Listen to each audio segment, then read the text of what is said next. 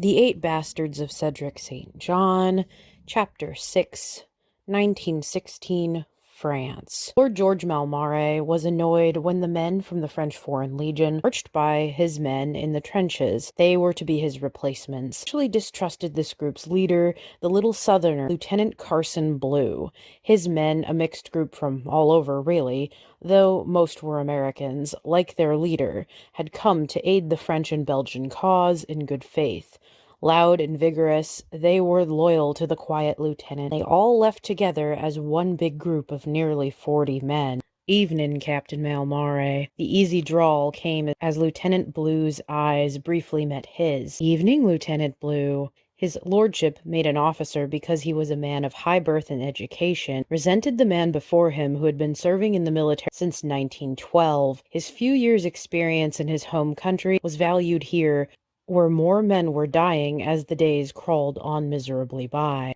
Captain George Malmare's own men hated him. They mockingly called him the Little Lord, even though he was not a small man. He stood over many of the other men in the trench. "Helped to be small here, it made you harder to hit." Malmare sneered at those foolish foreigners who had thrown themselves into death's path thoughtlessly. He hadn't the option to leave. His uncle, tired of his eldest nephew's shameful behavior, refused to appeal to the offices in his stead. A man with wealth and rank, he could have gotten young George out of service, so instead he chose to wait. "Depending on how long this war is, I don't believe those fools who are claiming it will be over in a few months. Your younger brother might be called in too. They're taking boys straight out of school now. The reason they can't take him is that you're going. You have no such excuse, George." His uncle, acting as Lord Malmare, said, looking at his late brother's son gravely. His sister-in-law was furious with him, but he was sure that George needed discipline. Him join the military effort was the best thing for him, so his uncle believed. Recalling his deployment bitterly, the captain asked viciously, "So, tell me, Blue, did your daddy ever make you join the military?" Lieutenant Blue looked surprised, but answered without halting, "He did not. My daddy died before I was born.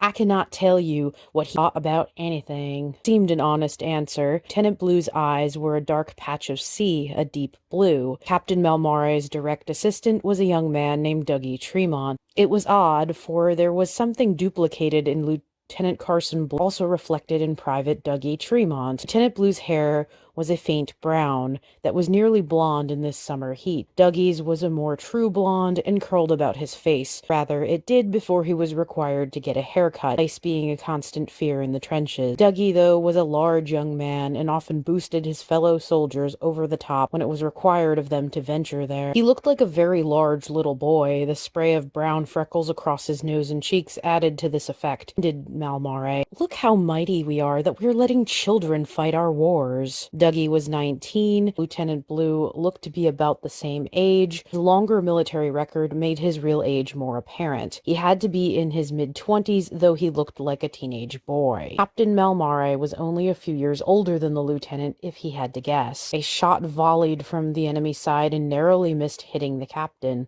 "Look out!" Lieutenant Blue tackled Captain Malmare, who was standing too tall. The other men drew their pistols, threw themselves down as low as they could get. Malmare was stunned. Lieutenant Blue might have saved his life. Hail of enemy bullets began to rain over no man's land. Several made their way into the Allied trenches. Mud soaked through the back Captain Malmare's uniform and flung down in a slimy ditch. Lieutenant Blue pressed down on top of him. Unthinkingly, he had acted quickly to protect the captain's life. Malmare stared at his savior, wondering. "No, it can't be. I must have hit my head when I fell." When Lieutenant Blue tackled him to the ground, one of Malmare's knees caught up between the lieutenant's legs and struck him there with an audible thud. He barely flinched, quickly maneuvering himself away from the captain's leg. Most men might be howling in pain, or at least stunned for a moment or two, who instead proceeded to ask if the captain was well. "Come on, Lieutenant Blue, we need you to help us hold the line," and said, causing the lieutenant to break away from the captain, who never answered him. Still stunned to silence by his realization, Blue pulled out his own hand pistol and followed after his eager men.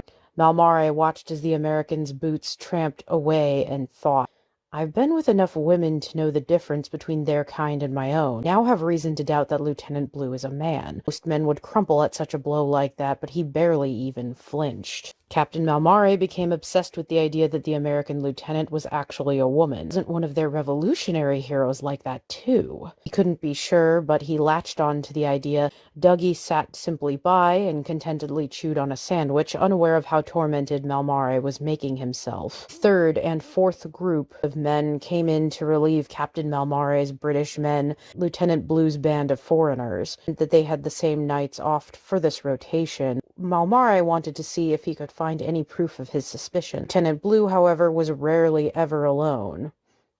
His men followed him in the trenches, and they followed him in their off time, too. Loud and obnoxious, Malmare loathed them all, mostly because of how aggressively present they were. Blue's men liked to party, too. Unfortunately for Captain Malmare, they went to every dance that the soldiers could find in their off time. He pushed his way into the crowded room of a bar, and watched Lieutenant Bleu and all his men dancing in a frenzy of clapping, stomping, and fast motions to sweep up all of their spectators along with them, the fiddles of the club sawing manically as they spun each other about, and joyfully picked off-duty nurses and ambulance drivers to dance with. None of Malmare's men stayed with him on their off time, except Dougie because he thought he had to. "I want to go dancing too, Captain," Dougie said, plainly watching how much fun Lieutenant Blue's company was having with the off-duty nurses and ambulance drivers. "Go!" Malmare huffed, annoyed, waving his hand in the direction of the delighted dancers. Once alone, Malmare made his way to the back of the bar. There was a small corridor which led to the washrooms. He headed back there. The noise of the crowds was dulled here. He looked at himself in a cracked mirror on the wall on the way to the men's room. Lieutenant Bleu and 3 of his men tramped out of the washroom in a pack. Malmare was incredulous. Was the lieutenant ever alone? They all passed by him in a cluster, eager to return to the dance floor. "Captain," the 4 men said, Lieutenant Bleu among them. "You like dancing, don't you?" "Sure do, Captain. It beats sitting around and feeling sorry for ourselves," Lieutenant Bleu answered. His men laughed. "Let's not keep the ladies waiting, eh, boys?" The 3 other soldiers whooped in agreement. Captain Malmare skulked off to nurse a beer and considered. Never know the truth about Lieutenant Bleu. Instead, he saw one of the young ambulance drivers dancing with the head nurse. He wolf-whistled at them, and they both looked at him in annoyance. The tomboy ambulance driver was kept back by the head nurse, who put her arms around the younger woman to keep her back at the dance floor. Malmare had heard that women serving as nurses and ambulance drivers had khaki fever. They'd go mad for the single soldier in all his glory, have any women go mad over him, and he was rather hurt by it. The head nurse was a woman who scared him, a bit of an air of mother superior to her, and the ambulance driver was a puppy-like butch girl with these large amber-colored eyes and black curls coming out of her cap. He caught their attention, and they went to him with frowns etched in their faces. Malmare knew he'd get a rebuke, but at least this was more interesting than sitting around in the bar by himself. Dougie had not come back yet. He had all but joined Lieutenant Bleu and his American volunteers. None of his other men ever talked to him off duty unless they absolutely had to. "Where do you get off acting like that, Captain? Did your parents teach you any manners?" the head nurse asked, annoyed. Her girl was also glaring at him in flinty indignity. "Hey, Darlene, why waste any time on him? We could be dancing and having fun with everyone else," the girl asked in earnest, putting her arm through the nurse's. She was hardly older than Dougie, Malmare realized then. 18 when they were first deployed, but now 2 years into the war, the private was nearly 20. Darlene, who had a vicious cutting glance, softened considerably when she looked upon this girl. "Honey, go dancing. I'm going to give this jerk a piece of my mind," Darlene said, but again her words were sweet to the girl. "Hell no, I'm not leaving you alone with him." Evidently, the young ambulance driver did not trust Captain Malmare, and her intuition was right not to. "Reese, baby, you don't have to get so riled. You're right, he's not worth the air we're wasting on him," Darlene said soothingly and led Reese back to the dance floor. No one even cared that they were dancing together because everyone was having such a good time. For the first and only time in his life, Captain Malmare briefly wondered if there was something deeply wrong with him that no one wanted to dance with him, woman or man. Dougie might be the only one who would, But again, this would be out of duty. No one genuinely liked Captain Malmare, not even Dougie. He acted as if he were superior to his troops. He hurt his own chances at ever befriending any of them. They did not like him, trust him, or respect him.